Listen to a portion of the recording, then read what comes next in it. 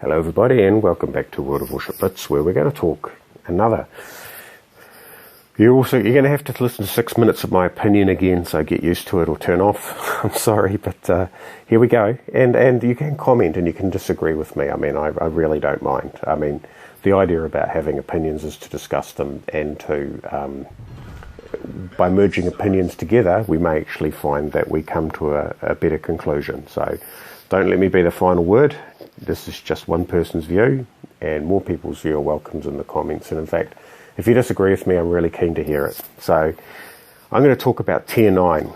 And of course, in order to talk about Tier 9, I've got a Tier 7 cruiser playing on the screen. However, it is important to understand why that Tier 7 cruiser is there, because I think the problem with Tier 9 is not that the ships are underpowered. I think it's because of the positioning on the tier scale. And what I mean by that is, if we look at the British cruiser line, you've got the Emerald at 5, the Leander at 6, which is definitely an improvement over the Emerald with its placement of its guns and its agility and its ability to take that additional stealth. The Fiji has 50% more firepower because it's got 50% more guns, so it's definitely an improvement over the Leander. With that extra torpedo tube and that extra toughness, the Edinburgh is a definite improvement over the Fiji. So these are definite improvements.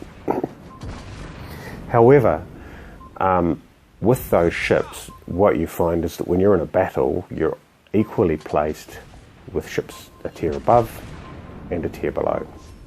And I think that's the issue, because I think with the Tier 9s, and what I'm discovering is that Tier 10 is quite greedy for ships and draws out of Tier 9 much more frequently than Tier 8s do. So when I'm in a Tier 9 ship, I'm very frequently in a Tier 10 battle, and so what it means is that I'm often overmatched.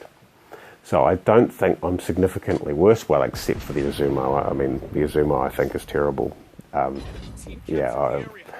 My nickname for the Izumo was the inflatable target barge. Really, it feels like it is the inflatable target barge.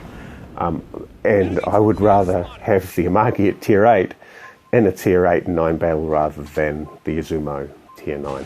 But that's just that ship. The Baltimore certainly feels a lot more powerful.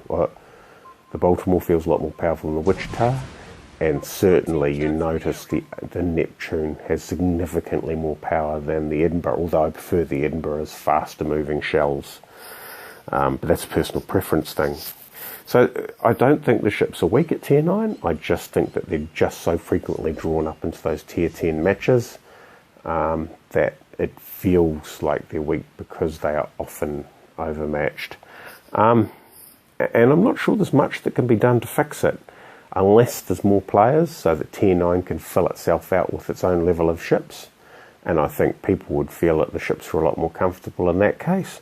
But I think with Tier 10, and particularly because I'm in New Zealand and I play on an American server, so when I'm playing, essentially it's like 3 o'clock in the morning or 2 o'clock in the morning in the States. So those Tier 10 games, they're pretty hungry for anything they can find. So when I'm in a Tier 9 ship, I'm in a Tier 10 game. Anyway, so that's my feeling about the Tier 9s. You know, when I look at the actual ships individually, do I feel that they are significantly weaker? You know, running through them, the Frederick de Grosse, I have to try it. I think the Grosse Kurfürst, which I have played and demoed, it does feel like it's out of the meta. So the Frederick de Grosse feeling weak is probably the fact that the German battleships need something, potentially just better dispersion or more secondaries or even just some torpedo tubes, something to give them a bit of buzz. The Izumo probably needs that rear turret to rotate to the front like the Nelson, and it would be much improved because it's too easy for that ship to end up removing a third of its firepower from the game, and it's a really soft ship in order to do that. The other Tier 9s, the Baltimore feels okay, the Nelson feels okay. From what I've seen of the Kiev, it's an excellent Tier 9, maybe even better than the Tier 10. The Tier 9 German destroyer certainly looks ferocious enough. You know, when I've seen the Fletcher in play, it's given me reason for pause. So really, for those people that have played the Tier 9, you know, think about the context. Is it really that bad? I mean, maybe I'm being an apologist, and you can tell me I'm being an apologist. Just stick it in the comments. Yeah, so, of course, what this means for me is that being drawn into 10-10 matches, Tier 10 have a meta that I don't really enjoy that much.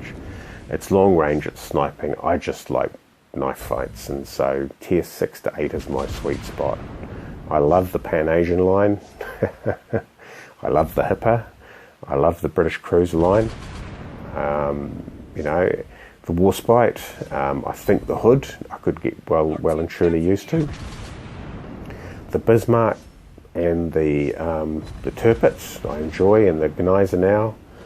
Less than the Bismarck and the Tirpitz, but they're still pretty fun ships. The York is a great ship. So yeah, so from that perspective, my preferred sweet spot is in those middle tiers, and that's also got the variety of ships. I really enjoy coming up against different variety of ships. On the Akazuki, which is my latest acquisition, man, that's just a ton of fun.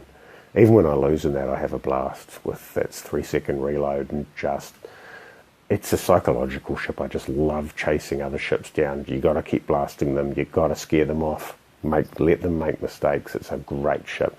So maybe when I get through that, I might take the Tier 9 and see how it goes. Anyway, that's my opinion. Take it or leave it, or argue. That's what the comments are for. Thanks for watching. I really appreciate all the subscribers for the channel. And do have your say, because I do want to hear from you. And we'll catch you next time.